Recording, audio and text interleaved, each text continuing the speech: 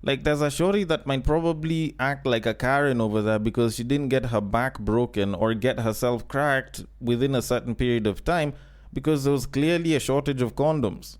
Like, that was tough. That was definitely tough. And I feel sorry for the people in Italy because if these athletes had to go and look for condoms out there, like, imagine a marathon runner running a marathon just to look for condoms. Like, that would be wild, though. The royal penis is clean, Your Highness. Welcome to the Breakdown Podcast, where I talk about love, sex, and relationships from a guy's perspective, as well as a bunch of other guy shit. The man on the mic is a man who likes his women the same exact way he likes his yogurt. He is also a man who does include running his mouth to his cardio routine. It is none other than your tall, dark, and mildly handsome man, Sir Denver B, and I am here to talk about fucking. Okay, I know it sounds bad. Yes, I've used the F word, blah, blah, blah, but like, there's so many other terms I could have used for it. But it essentially refers to the same thing, whether you're talking about screwing, whether you're talking about shagging, whether you're talking about canoodling, whether you're talking about coitus, or, the continuous act of coitus, whether you're talking about laying pipe, At the end of the day, it is more or less about the same thing, and I do intend on speaking about it. And considering that there's people that think that, just because it's a guy who's discussing relationships on his podcast, it's probably just sex. Well, this is probably your time to feel a little bit vindicated. Not that I'm going to go into details and shit, but a lot of what I'm going to be discussing is going to be revolving around the fact that, there is some fucking that's going on. Not necessarily the act of fucking, but the fact that there's a lot of people doing it. And hopefully you won't feel too weirded out, or you won't feel like it's TMI.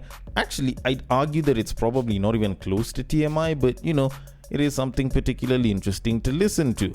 But considering that my opinion is subjective and opinions are like assholes, should you like the episode, should you not like the episode, should you have a different form of feedback, or should you want to suggest a potential topic and or guest for the podcast, then you can always hit me up on the DMs are always open, and the links to my social media are always in the description. They rarely ever change, and should you not feel like going to look at the description, I usually mention them at the end.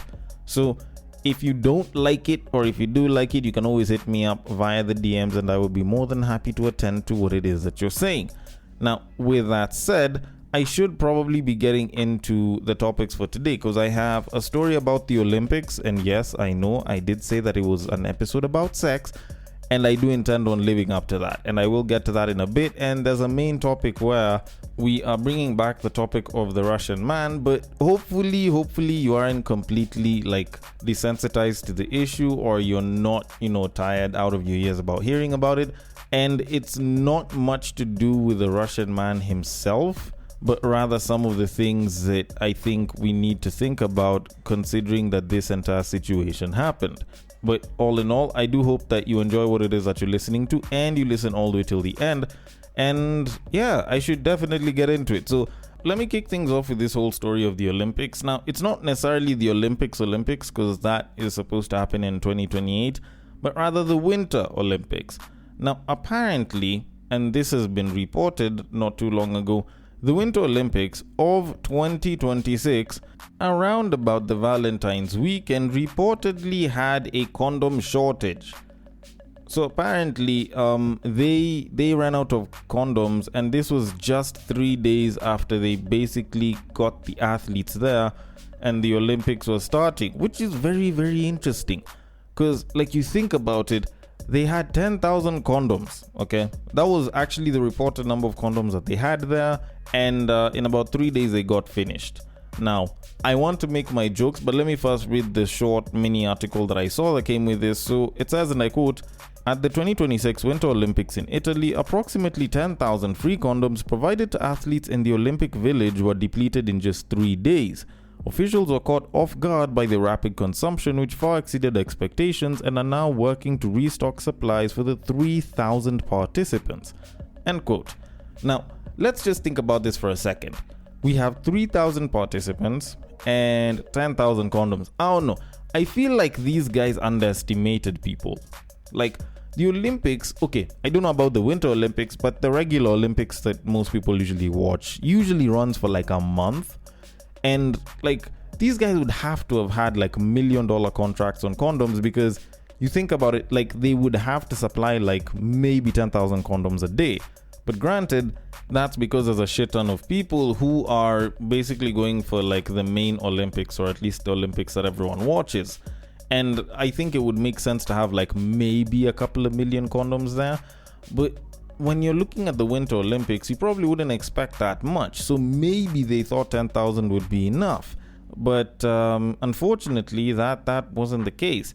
Now, when you think about it, of course, from a numbers perspective, it looks like they were going to get finished either way, because you look at it, 3,000 participants, 10,000 condoms. In round about 3-4 days, if a couple of people do 2 rounds and everyone is fucking using condoms, you're basically clearing all of them, okay? But now, you have to think about it in the sense that there's some participants, some athletes that will choose to be faithful and won't fuck around, and then there's other people that will probably just go raw, for some of them that are interested in going raw. So when you think about it, like there's some people that are definitely doing like 3-4 rounds or are sleeping with multiple people there. And this is a particularly wild but very interesting number. But also when you think about it, it's the period of winter. People are trying to get warm. I know definitely an air-conditioned room for most of these people and everything, but at the same time you think about it, what's the best way to get warm as a human being if not when you're naked in an enclosed area with another human being? And when I look at it, that was bound to happen. I feel like the officials are the ones on the wrong here, because why the hell would you give just 10,000 condoms? You all should have been planning for about 10,000 every day or two, because like it's winter, these are athletes, so definitely high testosterone, high energy, and these guys like to be active.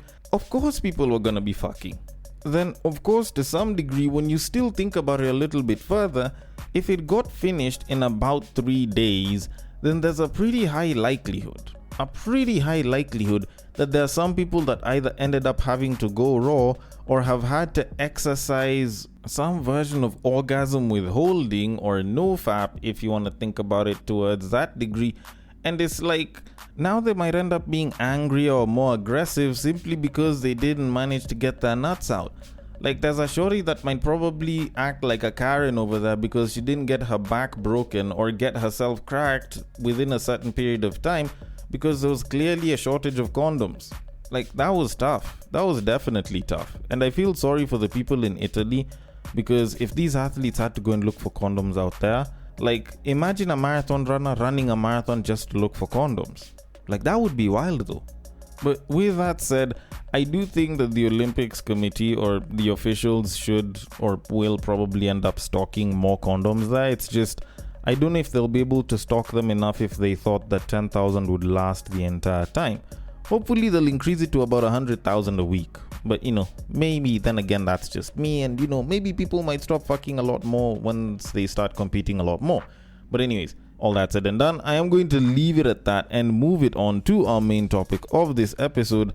Now, I want us to bring back the story of the Russian dude, the viral Russian man who supposedly slept with, like 800 African women, and somewhere in Kenya, the other ones were from Ghana and shit.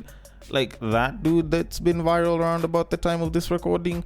Like, yes, I want to bring back that story, and I know there's someone that's probably tired of it, but don't get me wrong, it's not like I do want to talk about, the whole ordeal or anything, but there's something related to it that I do want to talk about. Now, first of all, I found it particularly interesting, not because it's like a very unique thing to say, but I found it particularly interesting when the basically same statements that I made regarding the whole Russian guy thing in the previous episode were basically being echoed out by a female politician by the name of Millie Odhiambo, regarding the entire issue, where she was like, yo, neocolonialism is bad, y'all can't just be giving it to a Russian, and even though it wasn't a Russian, like y'all are giving it a little bit too quick and y'all need a bit of self-respect.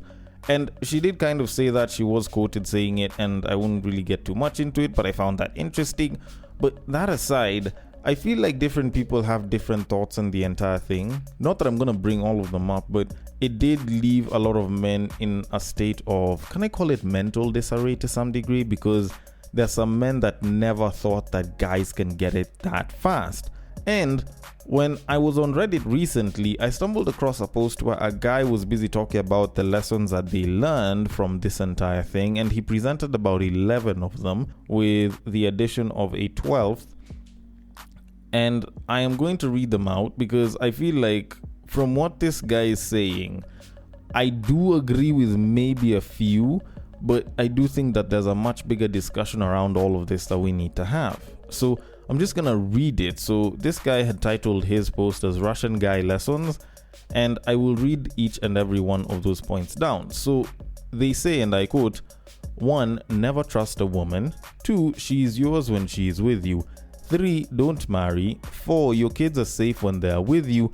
5. Most women are cheaper than you think. 6. Talking stage is a scam. 7. Be financially stable as a man such that you can take care of your child. 8. Not all women are after your money. Some are just there for looks. 9. You are just a safe spot for her until she gets someone better than you. 10. Most church girls are hunting. 11. Give her dasani. Someone else is giving her tap water and he is having access that she never gives you. And above all, don't be a simp. End quote. Now, having read this post, I feel like this dude sounds like a red pill dude, or just one of those guys that sound like red pill dudes. And okay, do I agree with everything? Not entirely. I do believe that a lot of what's been said here is very subjective, and I would love to get into it. It's just I don't feel like it would really be worth it to get into a discussion like this, because I feel like I've disproven a lot of things here, whereby if you have a good supportive partner, like 90% of what's being written here is just garbage, if not the full 100. And there are other times when you just don't end up with that great of a partner, and some of these supposed lessons turn out to be particularly true.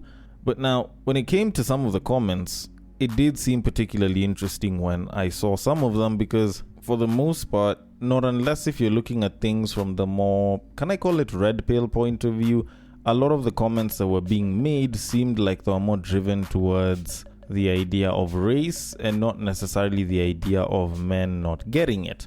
But I did see a couple of other comments here that I felt stood out a little bit, and I do feel like all of them were written by guys. Although granted, this is Reddit, it's an anonymous platform, and you can't say that everyone is a guy or a babe. But I'm going to read some of them, then I can get into my thoughts on the entire thing. So the first one that I saw said, and I quote, "Women are cheaper than you think. Stop spoiling women." To end with the talking stage, you guys are just so mad about it, while I only see a very specific type of woman in those videos, and I have never once met a guy that's hard to crack. Y'all run through AF, all it takes is less than the compliments the Russian guy is giving these women. But you're right, if you want a woman you'll lay in 3 seconds of meeting, you'll always find them, but so does every other guy that looks at her and tells her she's pretty. I know my girls and I appreciate your attitude, baby. Stay mean and untouchable. I'll chase you. I will. End quote. Okay, this one was actually from a babe, and it's interesting. It is interesting whenever you hear people say this, and it's like, oh, women are cheaper than you think. If you want a babe that's gonna be easy, you can get them. But I don't think they're really contributing much to the conversation as far as improving it goes. But, like you're saying that guys are ran through because it's easy to crack a guy, yet statistically women have like a 70% chance of cracking a guy just by walking up to them and asking if they want to have sex. Like, it doesn't really compare like that. But anyways, let me move on to the next comment, which says, and I quote, "There are no Russian guy lessons here. That man is a sexual predator and all y'all cunts are out here clearly objectifying women. You sound 19. End quote. Okay, maybe it's just me that doesn't understand what a sexual predator is, but I don't think this guy was a sexual predator, because all of these women were willing participants. You can say that he recorded them illegally and posted them online illegally, but all of these women were willing participants.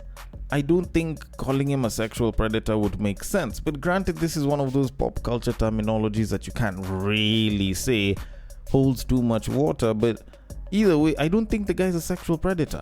Maybe that's just me. Anyways, that aside, the next comment I read said, and I quote, "Bro wrote 11 commandments like he's Moses after catching his wife with a Russian guy. Don't be a simp, but wrote a whole dissertation on why women are the devil. My guy, if everyone is the problem, maybe check the mirror. The sunny versus tap water analogy is wild though. Sir, you've been thinking about this too long. Go outside, touch some grass, leave some women for the rest of us." End quote. And to some degree I'd say yes, go outside and touch some grass. But on the other hand, like, some grass basically was on the video, and like, okay, I'm not saying that you should go and touch women and shit, but there's a lot of it that does actually relate to stuff that happens out here. So while people would have random discussions and you tell someone go touch some grass, this one kind of goes beyond that. Minus the discussions, I feel like this is an example of stuff that actually does happen because it did actually happen. So telling the guy to go touch some grass doesn't really hold as much weight here. But now let me move on to the last one, then I can get into my thoughts on it. So this guy says, and I quote, if she, 1, puts you in the talking stage, 2, initiates a 90-day rule, 3, insists on multiple dates just to get to know you, 4, takes time to respond to texts, 1-word replies, or leaves you on read, 5, never initiates contact or only does so when she needs something, 6, requests for fare as a prerequisite to visit you, 7, asks for money for the smallest things, 8, wants to think about it or take things slow when you ask to be in a relationship, 9, introduces you as a friend when you have clearly let her know you are interested, 10, projects a baby girl mentality with demands that her father couldn't measure up to, my boy, take your dick and run. No sponsor, Russian guy, or her guy of strokes ever get such demands placed upon them. They have straight access to her. A woman who has genuine burning desire for you will make it easy for you to access her. She'll be ready to break the law for you and even move to a different town just to see you. Thanks to social media, cameras, and women's desire for liberation, we get to see them for who they really are. End quote. And I can agree to this to a pretty good degree. And I'm not gonna lie, like, what dude is saying does actually carry quite a bit of weight. Like, the whole you have to do blah blah and blah so that you can get with dude. Like, I feel like a lot of times whenever babes put up such standards or such check boxes for you as a guy to like go through hurdles to check, it's usually just to clear a couple of prerequisites so that you can fill in the role of a stable partner. Now, granted, I could be wrong. And maybe there's a babe who, no matter how much she loves a guy, she has to get them to do blah, blah, and blah. And, you know, that could be the case as well. But I feel like for a lot of babes, whenever they're really, really into a guy, whenever they're truly into a guy, a lot of those standards usually tend to go out the window. I have seen that shit happen so many times that it is hard to say that it wouldn't happen on a regular with just about every babe. But granted, like I said, you know, I could be wrong on that one. But in this whole story of the Russian guy, and I'm not even going to try and push the story any further, even though I heard that there's another batch of videos that he released, but like, even with this whole discussion of the Russian guy, and in as much as guys have made fun of this entire thing, guys have made memes, guys have talked shit about women, guys have made jokes to women or about women regarding this entire thing, I feel like we have a problem of neocolonialism, and I think that this is a problem that will probably continue for a while. Now, this issue of neocolonialism isn't on like the surface level where people are being beaten and forced under some sort of slavery or rule. This one is more in the mind, and I feel like it affected even our parents and maybe even our grandparents, because like there's people that look at a white person and they automatically assume that this guy has money or this guy is a superior person. And I know that we've clowned the babes for it because it's a case of a Russian guy sleeping with so many women, but this is a problem that may not necessarily just be with the women. Because not too long ago, sometime earlier in the week, I actually reposted this reel that some babe had posted up online where she was asking a babe, mind you this is a Kenyan babe, if a Russian guy approached her whether she'd fold. And this babe is like, yes. And she was being asked why. Actually, I don't even think she was asked why, but she mentioned all of these great things that he would do for her. Oh, he'll give her money, he'll take care of her, he can fly her out, blah, blah, blah. And seeing that was probably the most blatant show of neocolonialism that so many Africans, if not Kenyans, are currently under. And I can remember while there were a bunch of different people that were commenting and talking about how funny it is or how lost we are as a people, one babe said something particularly interesting, and she was like, wow, this is very, very sad, and it's something that we see happen a lot, although I see men having the same issue as well. And while I'd have come out to be like, oh, no, men don't do this, guys are also guilty of this as well. Like, there's some guys that absolutely love the idea of dating a white babe, and make it seem as though dating a white babe would be better than dating an African. And honestly speaking, like, I know it's mainly not for the money bit because, you know, we're guys, so having a babe take care of us might not seem as culturally correct, but there's a lot of guys that will see as though dating a white babe makes them more superior because white babes are more superior in some way, shape, or form. And honestly, like, I've seen shit, but that one usually feels sad whenever I hear a guy saying that, because I'm like, look, you may judge a bunch of African babes because you've gone through a bunch of character development, but there's a pretty high likelihood that there's still some great babes that you can see here. But if you think that white babes won't put you through character development as well, my friend, sucks to be you. And I see this happen quite a bit, where it's like there's a bunch of neocolonialism that's affecting some people, whereby they think that them going for a white babe, them going for a white guy is going to put them in a much better position. Yet these guys are just about as human as the rest of us, and they also have the opportunity to fuck your life up. Now, granted, I don't say this to mean that you shouldn't date white people. Like, date whatever race you want. White, black, Asian, Arab, you know, whatever it is that you like, go for it and date.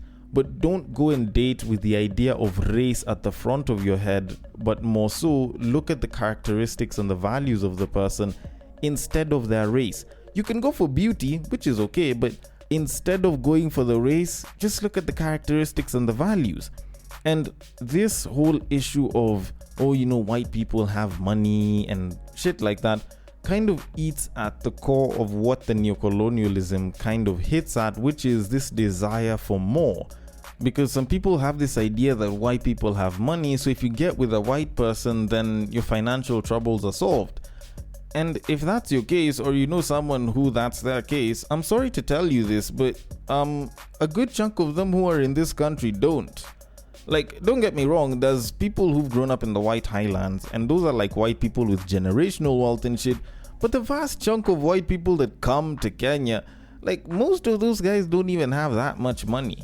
And I say this because I've interacted with someone who actually did date a couple of white guys, and what she told me was that a lot of these guys don't even have that much money like that, and they prefer to come to Kenya because the cost of living is probably better, or maybe, you know, shit is just worse in their country, and maybe they're trying to remake themselves or some shit.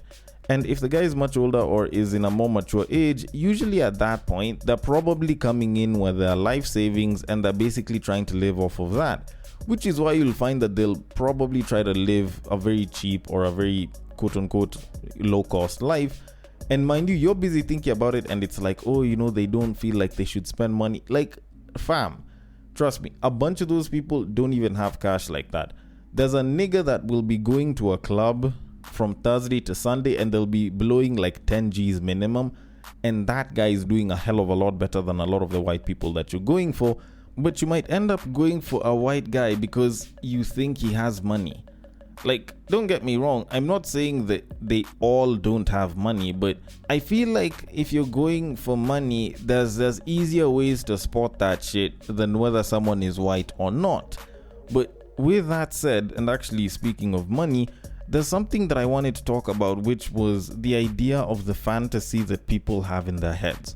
And I see this quite a bit for women than men, although men do also suffer from the idea of the fantasy. Although for the women, what I usually see is there's this fantasy or some version of Prince Charming, whether watered down or whatever, who is supposedly going to pick them up from whatever struggles they're having and give them a sense of financial success, take care of them, make sure they never have to worry about bills, and they can basically gloss over that shit and move on with their lives because they're doing a hell of a lot better because now they found that guy. And the unfortunate reality is there's a lot of babes that end up giving it up to not just white guys but even rich dudes because they expect that, because that sort of fantasy is usually in their heads.